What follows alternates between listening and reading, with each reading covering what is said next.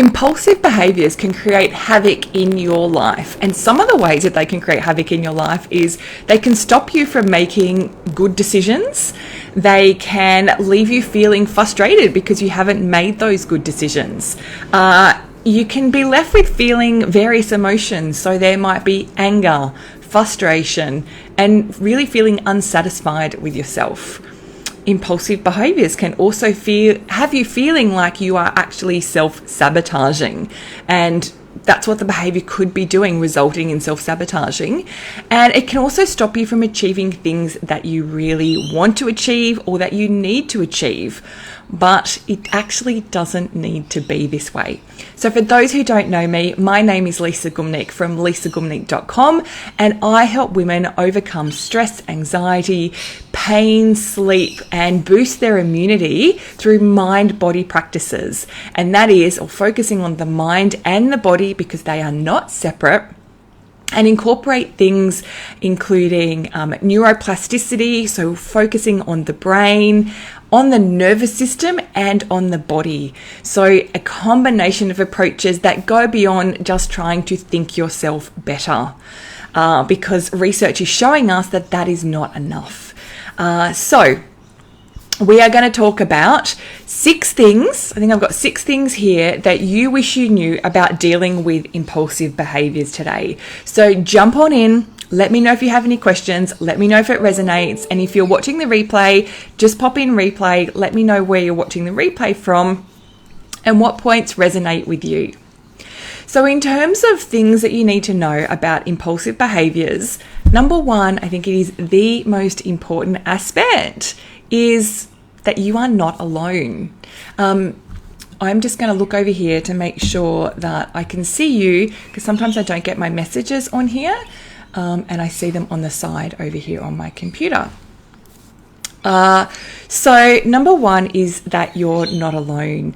People think that when they're going on this journey that they're the only one that have impulsive behaviors, and that it's not right and it doesn't feel right, but you're not alone. And I know that because I've had impulsive behaviors. I've had impulsive behaviors around food, and we'll get to some of the why in a moment. So you're not alone. Most of my clients have impulsive behaviors. May that be around food or not doing things, or that, like I was speaking before about, like self-sabotaging in a number of ways, or it might be impulsive behavior in terms of watching television. I've been there. So food, watching television, or impulsive, binge watching. There might be alcohol related. There might be, other drug related impulsive behaviors. There can be shopping and spending. So I want you to know, number 1, the most important part is that you are not alone. And when you know that and you feel that, then you can go from there. I've got a message. Hi, my live cancelled out, and that has some weird click in underwear. So I logged out and I think I'm back. Okay, great. You're back. Fantastic. So you're not alone. And I think this is also really important because it's such a strong topic and such strong words around it, impulsive behavior. Hey, Lexi, so lovely to see you. Because, there's some really big words and there's some really big stigmas around the words impulsive behavior, we tend not to share it because it does seem really big. And so I don't want to share that I've got some impulsive behaviors. And there's often a lot of shame and guilt around it. So thank you so much for bringing this subject up. It's something that we need to talk about, and you're absolutely not alone. So that's number 1 in terms of things that you need to know about dealing with impulsive behaviors. Number 2 is you can't always outthink the thought in the moment. So you can't always outthink the thought. I'm just checking I can't check how much battery I've got there, and I don't have a lot, I don't think. But you can't always outthink the thought in the moment. Now, sometimes we can, but often, an impulsive behavior there's a whole heap of things that are happening biochemically and physiologically in our body. So we've got stress hormone and cortisol, things happening with our brain. So a lot of our thoughts come from our prefrontal cortex, the front part of our brain, our rational thinking and our rational mind. Now, what happens when you go into that impulsive behavior mode is that part of the brain is not online. So you often can't outthink those thoughts in the moment. So let me know if that resonates with you, that you just like, I want to be able to think myself out of this, but I just can't seem to. And there's a rationale and there's a reason behind it. Yeah, excellent. We've got some hearts going on. So you can't always outthink it in the moment. And that's really important to know. And that comes to that kind of self-compassion and that self-understanding.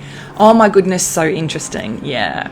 Okay, so number 3 is mindful and good decisions come from the work that you do in between. So you have an impulsive behavior and you take certain actions, and as I said, you can't always outthink things in the moment. I saw a practitioner talking the other day where she was saying exactly the same thing. You know, you can do things and work in between, and that is really important. That's what this point is about, that doing that work in between when you have that impulsive moment, doing the work, and then you might have another impulsive moment. But it's the work that you do in between that is really important, because when you're in that moment, and you know, you're going for the food, and I know I've been there, it's like I can do some of the work, or I might do some tapping or something another, but it's like I'm going to eat this anyway. So it is really important to just acknowledge that when you're in that state, you're probably not going to get out of it in the moment. So that work in between is really important and really critical. And yes, as you said, of course, I drop into fight, flight, freeze mode. It's the body's response mechanism. So you can't get out of it when you go into that impulse. So mindful and good decisions come from the work that you do in between. So what is some of the work that you can do in between? Yep, I'll keep doing the work. Yeah, fantastic. So what is some of that work? So point number 4 is what's identifying what's the upside or what's the gain of this behavior. Now, this is really, really deep work here, but this can be really key. So you can look at, I'm doing this, you can do some work around some of the emotions around it in terms of how you feel about it. But one of the key aspects is, what is the upside or what is the gain of this behavior? Got some love hearts going on. So it obviously resonates, because the reason that you keep going back to this behavior is that there is a protective mechanism and there is a gain for you doing this for your body. So it could be keeping you safe. It could be, giving you a high, or it could be giving you energy. It could be making you feel good in that moment. So what is the upside of, and what is the gain of that behavior? Then we have number 5 is you need to get to the root cause of the pattern. So getting to the root cause of the pattern, acknowledging that root cause or acknowledging that pattern, and then resolving it. So there's a number of steps in there that are really important. So it's like the impulsive behavior is what we would say it's the table. You know, I've got this impulsive behavior and whatever that impulsive behavior is for you. And then underneath that is legs. So different aspects. So it might be some of the emotions associated, some of the thoughts associated, some of the beliefs associated with it, and some of the triggers associated with it. And so it's working out the pattern potentially from some of those aspects and working on each of those aspects. Because it's a number of aspects, or those table legs, that actually keep it stuck or keep you, and the note that I wrote this morning is keep you rooted or grounded in that recurring pattern. And so often people think, oh, it's just one thing and I'll just resolve that. But it's often not. And that's why we say, there's work, or it can take some time to do it, because there are a number of aspects associated with it. It could be a number of triggers, a number of behaviors, a number of events or experiences that you've had. And I think it's really reassuring to know that this is the case, because it gives you that,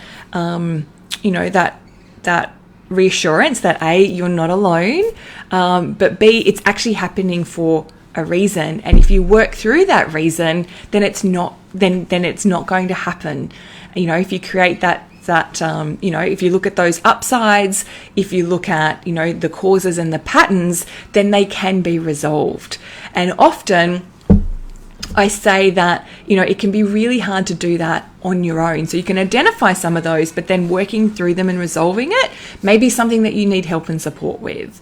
Or even identifying them can be really challenging to do on your own, because you often, again, use that prefrontal cortex, that part of the brain, that thinking, that part of the brain, the rational part of the brain, that actually goes offline when you're doing some of these behaviors, because it's trying to protect you. Your body's trying to protect you. So then things that you need to know about impulsive behaviors, number 6, is that often impulsive behaviors are best resolved with a trained practitioner.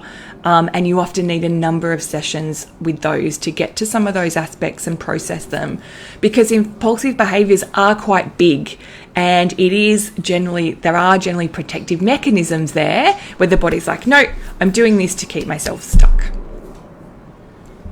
So let me know if that resonates as well. It may have been that you've tried to do some work on your own and work through it, and you just like, I just can't seem to get there. I feel like I'm stuck in it. I feel like I've got 100 love hearts happening on here. It feels like no matter how much work that you do on it, you just don't seem to get that traction. So maybe you're not quite looking at it from the right angle. Your brain is stuck in that loop, and you need that help from that outsider who specializes in helping you to break it down.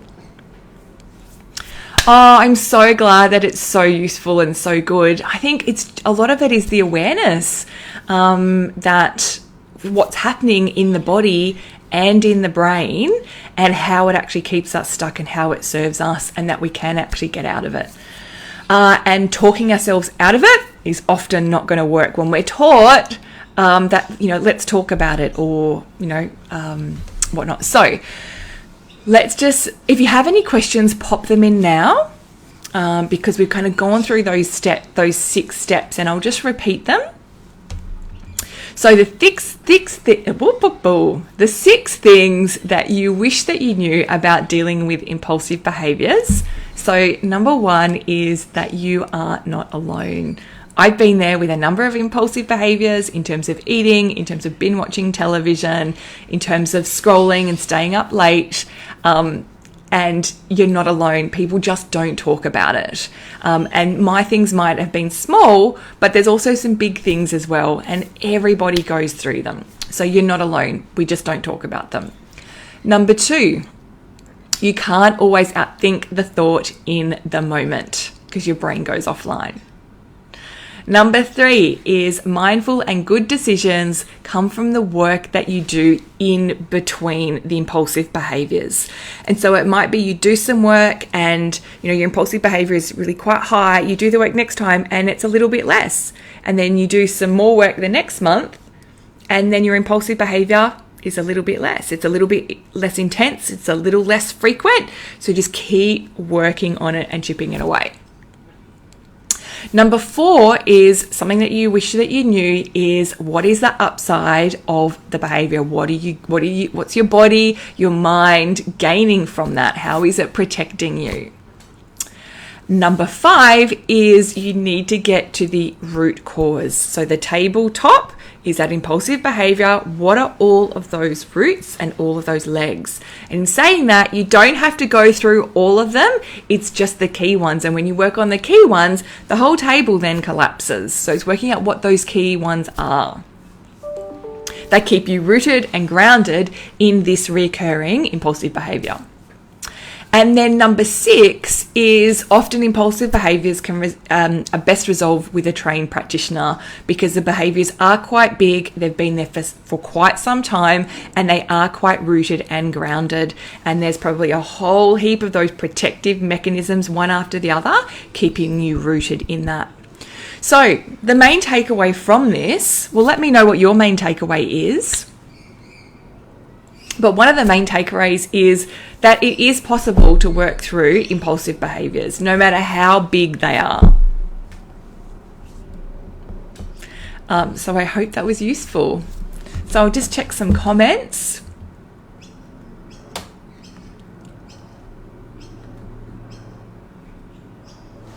So is there anything else, ladies, that you would like me to cover off? Any questions, any thoughts, any aha moments?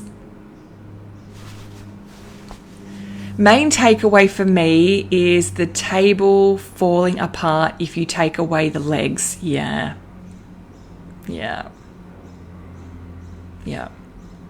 Such a big one. And I think, building that picture that it is possible, because again, it's that state of overwhelm. We go into things and go, we've got this and I'm so overwhelmed, and it's just not possible to get out of it. It's because we're looking at it, looking at everything at once and not actually breaking it down. So breaking things down just gives you so much more visibility. Awesome. So pulling it apart. Yes, I love what is the gain. Yeah. The gain is just, yeah. And that's often missed in a lot of work that people do, because you can work on, those aspects and those leg aspects, which might be, what are the emotions or what are the triggers? But often it's what keeps people stuck is the gain. What am I gaining? And so if you don't work on that gain, no matter how much you work on those other aspects, then the table is not going to collapse. Yeah, beautiful. Any last comments or questions, ladies?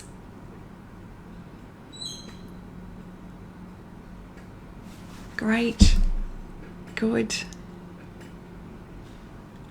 It's been so lovely to join you again this morning. Talking about these topics, my pleasure.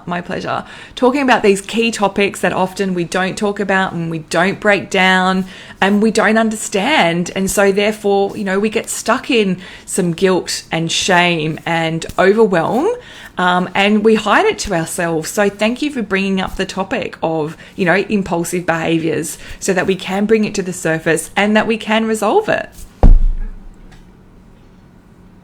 So if you have any questions or want to message me privately, send me a DM. You can send me an email at lisa@lisagumieniuk.com. Comment below if you have any other comments, and I can come back with some feedback. But thank you so much for joining for this MindBody Reset Monday morning, where we've talked about impulsive behaviors, that you're not alone. They can create havoc, but you can put an end to that havoc. So I will see you next week for another MindBody Reset. Let me know what topic that you'd like me to discuss, and we can break it down. We can break down some of those myths so that you can actually get some resolution and start to move forward. And, look at things from the mind, from the body, from the nervous system, from the brain, and not just from a thought perspective. Let's get really deep, really into the body to actually create some of these resolutions. Because as we keep saying, the thought alone can often keep us stuck. The body stores emotions, so emotions and those feelings are actually stored in the body. So you can make some changes to your thoughts, but if you haven't cleared that feeling and emotion that is in the body, then it's going to come back and it's going to keep reoccurring. So let's get it from the mind and from the body and from the nervous system, because the nervous system keeps us safe and protected. My pleasure, ladies. Thank you so much for joining, and I will see you next week. Take care, and I'll see you in the group as well.